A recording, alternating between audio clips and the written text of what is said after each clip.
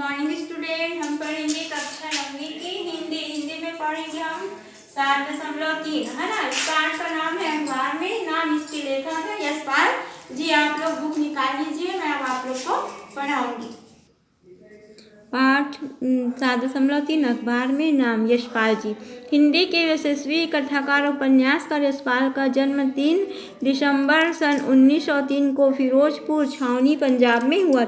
देखिए, आप लोग को नाम के साथ साथ उनका जन्म और समय सब याद रखना रहेगा, क्योंकि ये सब परीक्षा में पूछा जाता है। वे स्वतंत्रता आंदोलन के सिपाही भी थे। शहीद भगत सिंह और सुखदेव के संपर्क में आने के बाद क्रांतिकारी आंदोलन की ओर आकृष्ट हुए थे। स्वतंत्रता आंदोलन के दौरान वे कई बार जेल भी गए।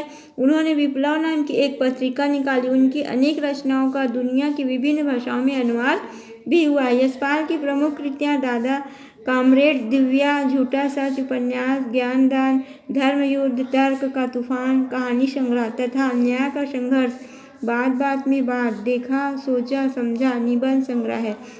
उनका निधन 26 दिसंबर सन 1976 को हुआ। देखो, इन्होंने क्या क्या जो लिखा है, कृतियाँ है ना, प्रमुख कृतियाँ क्या क्या है।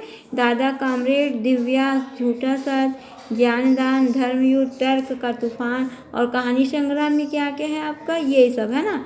और निबंध में आएगा आपका न्याय का संघर्ष, बात बात में बात, देखा सोचा समझे, ये क्या है, निबंध है। जून का महीना था, दोपहर का समय और धूप कड़ी थी। ड्रिल मास्टर साहब ड्रिल करा रहे थे। मास्टर साहब ने लड़कों को एक लाइन में खड़े होकर डबल मार्च करने का आर्डर दिया। लड़कों की लाइन ने मैदान का एक चक्कर पूरा कर दूसरा आरंभ किया था कि अंतराम गिर पड़ा। मास्टर साहब ने पुकारा हॉल्ट। लड़के लाइन से बिखर गए।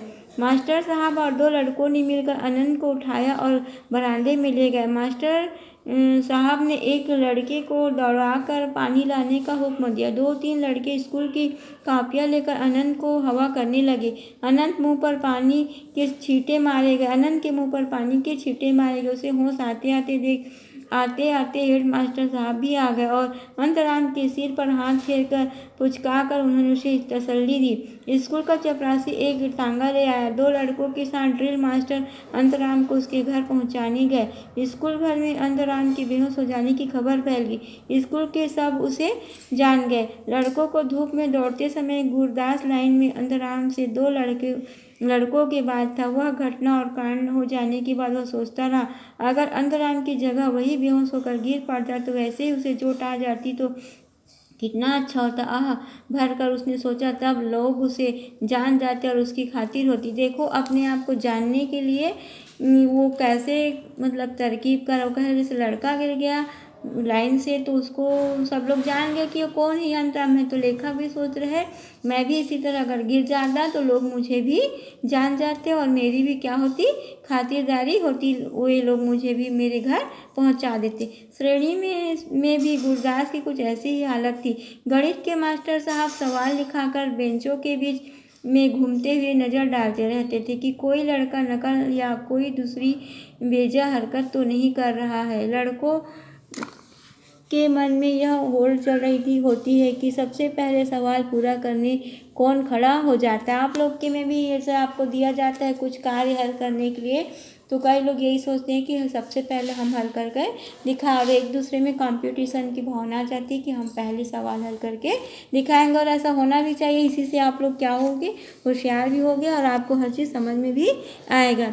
गुरदास बड़े यत्न से अपना मस्तिष्क कॉपी में गड़ा देखा। उंगलियों पर गुणा और योग करके उत्तर तक पहुंच ही रहा होता है कि बनवारी सवाल पूरा करके खड़ा हो जाता है। गुरदास का उत्साह भंग हो जाता है और 2-3 पल की यूँ भी हो जाती। कभी कभी सबसे पहले सवाल कर सकने की उलझन के कारण कहाँ भूल भी हो जाती। मास्टर साहब शाबाशी देते तो बनवारी और खन्ना को और डांटते।